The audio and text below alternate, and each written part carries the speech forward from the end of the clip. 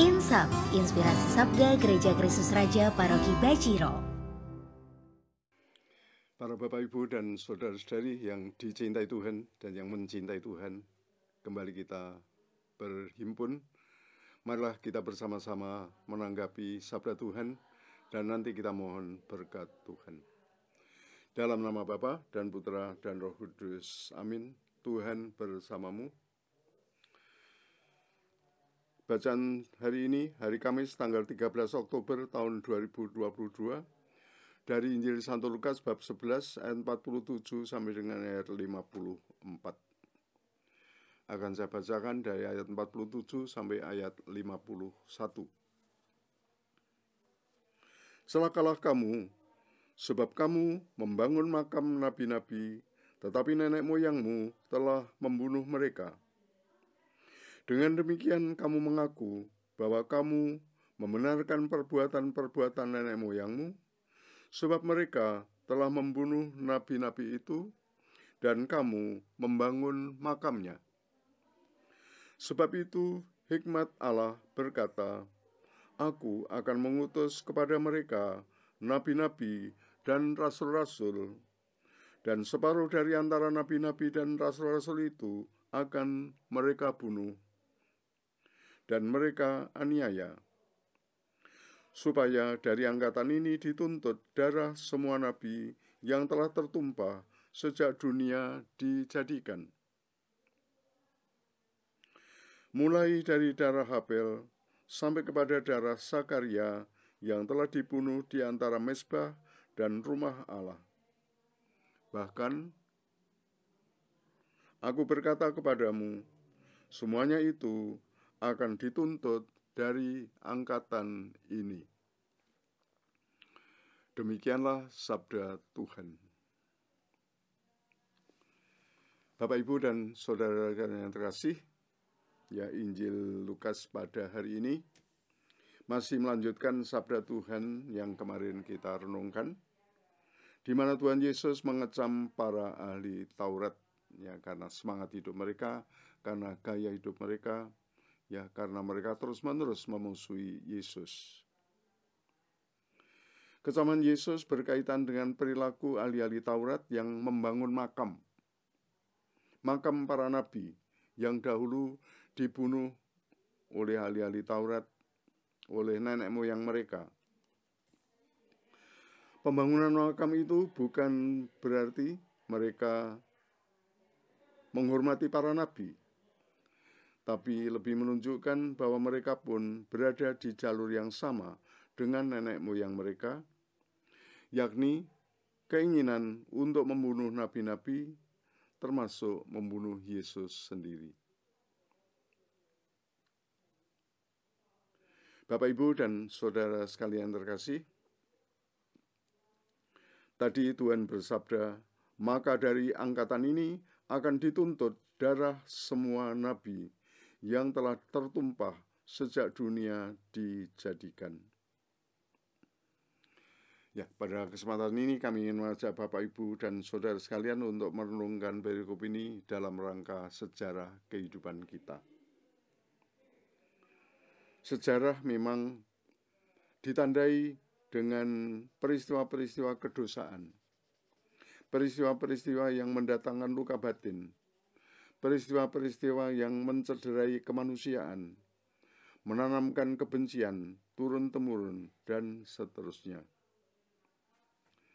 Dan di dalam sejarah karya keselamatan Tuhan dikisahkan tadi bagaimana terjadi juga pembunuhan terhadap nabi-nabi, pembunuhan terhadap utusan-utusan Tuhan, dan juga perbuatan-perbuatan lain yang bertentangan dengan iman, dan pasti semuanya itu juga menjadi penghalang bagi karya keselamatan. Itulah yang seringkali terjadi dalam sejarah kita, termasuk sejarah karya keselamatan Tuhan, di mana utusan-utusan Tuhan itu ya diterima dengan salah paham, ditolak, bahkan kadang-kadang juga dianggap sesat, dan akhirnya terjadilah pembunuhan terhadap nabi-nabi, terjadilah pembunuhan terhadap utusan-utusan Tuhan, rencana pembunuhan terhadap pribadi Yesus. Ya, maka Tuhan mengatakan, maka dari itu angkatan ini akan dituntut. Dari angkatan ini akan dituntut darah semua nabi yang telah tertumpah sejak dunia dijadikan. Ya, itulah pengalaman sakit di dalam sejarah. Pengalaman pahit di dalam sejarah. Pada kesempatan ini saya ingin mengajak Bapak, Ibu, dan saudara sekalian yang terkasih untuk menyadari betapa sejarah kehidupan kita memang seringkali juga ditandai dengan peristiwa-peristiwa kedosaan. Peristiwa-peristiwa yang mendatangkan luka batin, peristiwa-peristiwa yang mencederai kemanusiaan, peristiwa-peristiwa yang menanamkan kebencian turun-temurun. Dan itulah yang sekali lagi seringkali terjadi dalam sejarah kita. Maka kami ingin mengajak Bapak, Ibu, dan saudara sekalian semakin menyadari dan berharap bahwa pengalaman pahit semacam ini semakin mendorong kita untuk membangun sejarah yang baik. Membangun sejarah yang baik. Kita menanggapi karya Tuhan, sehingga sejarah kita juga menjadi sejarah di mana Tuhan itu berkarya dan menyelamatkan. Ia menjadi sejarah keselamatan yang nyata di dalam kehidupan kita. Ya, tentu saja hal itu juga harus kita mulai dari keluarga kita masing-masing. Sejarah keluarga kita, sejarah kebersamaan kita yang lebih luas di dalam masyarakat, bahkan di dalam negara kita. Jangan sampai sejarah kita bersama, baik di dalam keluarga maupun di dalam komunitas yang lebih luas, itu diciderai